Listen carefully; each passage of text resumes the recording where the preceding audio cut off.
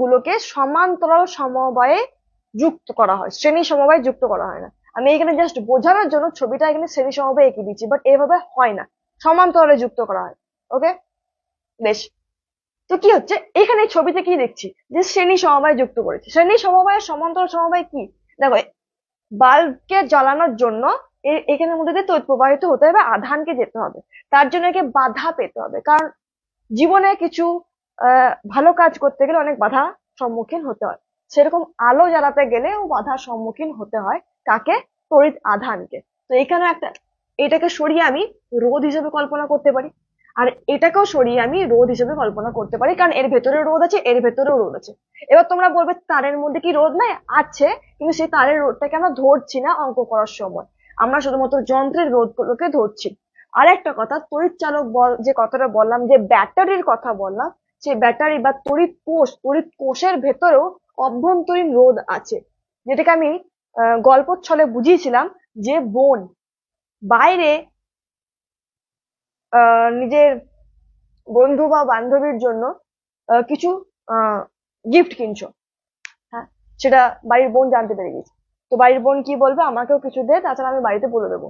তো তার জন্য এর পেছনে আমাকে কিছু টাকা দিতে হবে। এইখানে তো টাকা খরচা হচ্ছেই, এখানেও টাকা খরচা হচ্ছে, এটাকে তাহলে এর জন্য যে টাকা খরচা, তাকে কি বলবো? নষ্ট ভোল্ট।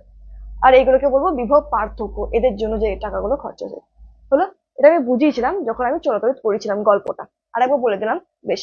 তো বিভব পার্থক্যে টাকা খরচ, এটাকে অভ্যন্তরীণ রোধ, আর এটাকে বাহ্যিক রোধ, যেটা বাইরে আছে, ঘরের ভেতরে এটা অভ্যন্তরীণ রোধ। তো শ্রেণী সমবায় জিনিসটা কি, আমি ছবি আঁকি তার জন্য। এটা হলো একটা রোধ, এটা হলো একটা রোধ, এটা হলো ব্যাটারি, তড়িৎ কোষ। আমি বললাম তড়িৎ আধান বের হবে এখান থেকে। একক সময়ে যতগুলি তড়িৎ আধান প্রবাহিত হয় একক প্রস্থচ্ছেদের মধ্যে দিয়ে, তাকেই বলা হয় তড়িৎ প্রবাহ মাত্রা। এক সেকেন্ডে যতগুলি তড়িৎ আধান যায়, তড়িৎ আধানের একক কি? কুলম। ধরো নাও 1 কুলম আধান 1 সেকেন্ডে এখান থেকে বের হচ্ছে, তার মানে তড়িৎ প্রবাহ মাত্রা হচ্ছে 1 অ্যাম্পিয়ার। ধরো নাও 1 কুলম, আমি 1 কুলম দিয়ে বোঝাচ্ছি, 1 কুলম এ দিয়ে গেল, এই যন্ত্রের মধ্যে দিয়েও 1 কুলম গেল। এ তো আর খেয়ে নেবে না, বা এ জমা করে নেবে না।